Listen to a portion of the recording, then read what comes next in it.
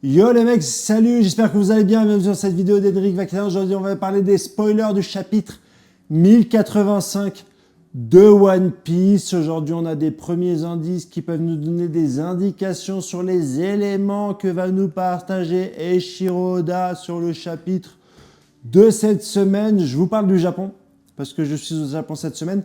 J'aurais voulu faire cette vidéo directement depuis les rues de Tokyo en vous présentant un petit peu le Japon, mais je suis actuellement au Mont Fuji et c'est la nuit. Parce que je suis au Japon, on n'est pas sur les mêmes fuseaux horaires.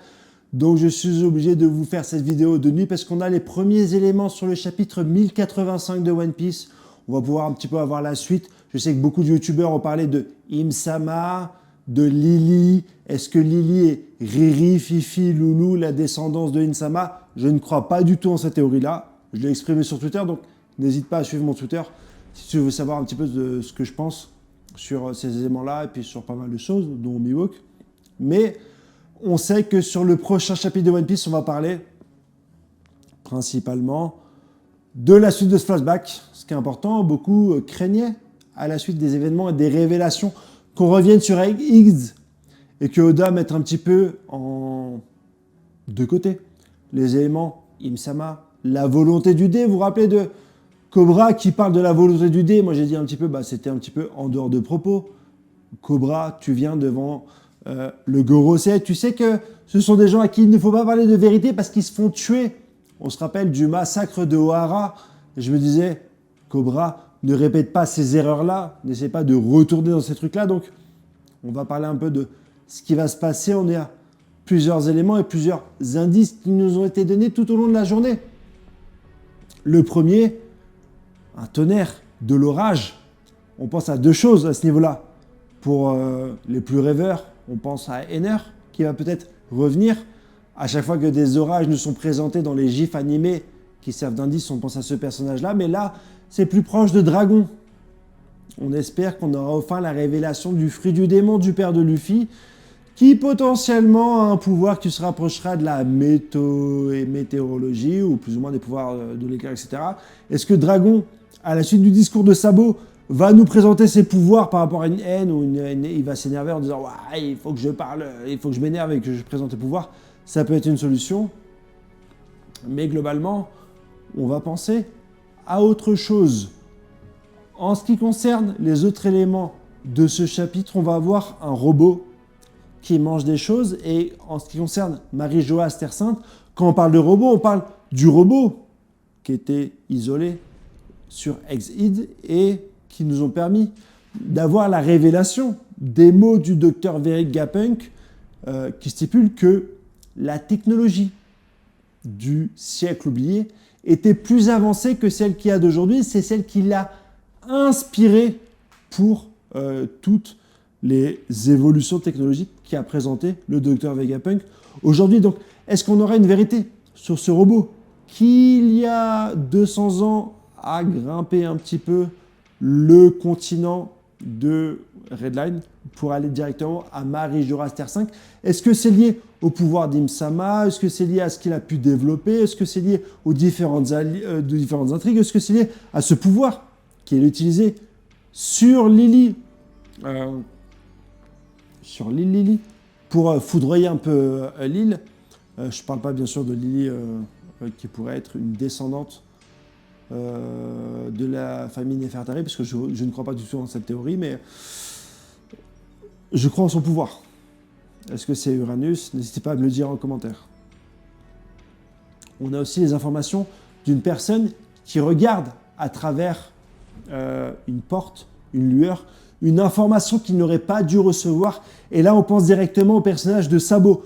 Au personnage de Sabo qui a su, qui a compris, qui a vu le secret de Lily qui est posé directement sur le trône.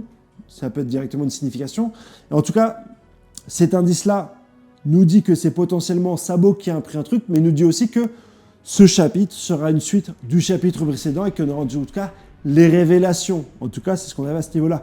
Mais on a eu d'autres indices depuis lors et d'autres qui concernent Im-sama qui va nous révéler son lien un petit peu avec le siècle oublié.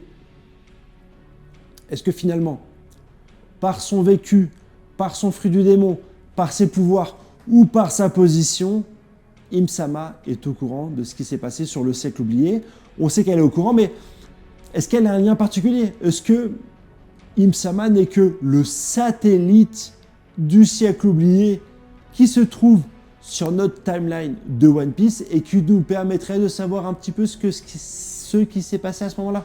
Ça pourrait être intéressant parce que ça nous indique, à travers les indices, sur ce chapitre-là, que Im-sama va nous révéler qu'elle a un lien particulier avec le siècle oublié. Est-ce que c'est un personnage qui a 800 ans et qui donc n'est pas morte? Et là, on pourrait avoir un rapport avec le fruit, par exemple, de Trafalgar Law, qui peut donner la jeunesse éternelle et qui l'aurait peut-être donné au siècle oublié. Ça peut être une solution. Ou alors, elle a un pouvoir particulier qui nous permet de dire qu'elle est en lien directement avec le siècle oublié. Et ça pourrait être intéressant. Une Im-sama qui vit avec nous, qui partage les problématiques de cette timeline que nous suivons de One Piece, mais qui a les souvenirs ou qui, parallèlement, dans un monde parallèle, est lié au siècle oublié. Ça pourrait être intéressant. Un personnage qui, comme Toki, qui a voyagé dans le temps, qui sera en liaison avec le siècle oublié.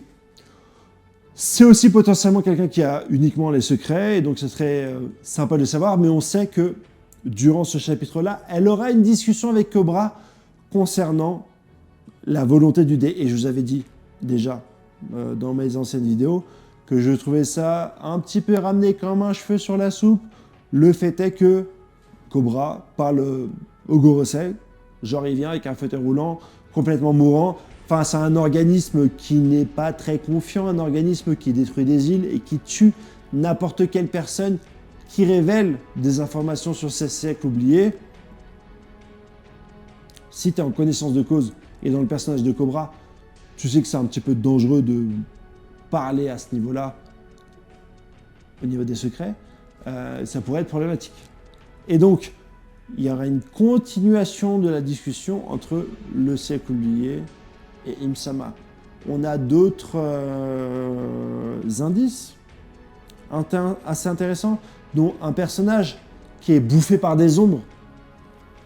Est-ce qu'on aura une révélation concernant certains personnages du passé, bouffés par des ombres, bouffés par des démons? Et on a également l'image d'un cavalier. Est-ce que c'est un rappel au cavalier divin? Est-ce qu'on va avoir des informations à ce niveau-là, au niveau des cavaliers divins? Je vous rappelle que j'ai quand même une grande théorie que j'ai énoncée en premier dans le monde de One Piece concernant les personnages des chevaliers divins. Notamment, je pense au personnage de Shanks, les amis. Personnage de Shanks qui n'a pas été nommé en tant que Shanks lors de sa revue avec le Gorosei et qui pourrait être potentiellement un autre Shanks, un frère, un cousin. Un cousin, on en parle justement sur l'un des indices, puisque sur l'un des indices, il nous est dit que, vu la généalogie des personnages, certains d'entre eux sont cousins. Est-ce qu'on va avoir des révélations à ce niveau-là? Ça sera à nous de le dire dans quelques heures, puisqu'on va en parler incessamment sous peu, on aura les premiers spoilers, mais j'étais content de, aujourd'hui, vous donner toutes les informations sur ce chapitre-là de One Piece. On aura très certainement les spoilers plus complets demain, mais je voulais, avant de dormir, parce que ici c'est la nuit. On n'est pas... Chez vous, il doit être 18h, il doit faire jour, je crois qu'il fait très beau en France, mais là je suis au Japon, j'aurais aimé vous faire une vidéo directement du Japon, pour vous présenter un petit peu l'environnement où je suis, mais c'est pas possible. Donc on verra sur les vidéos de demain. N'hésite pas à me donner ton avis sur les différentes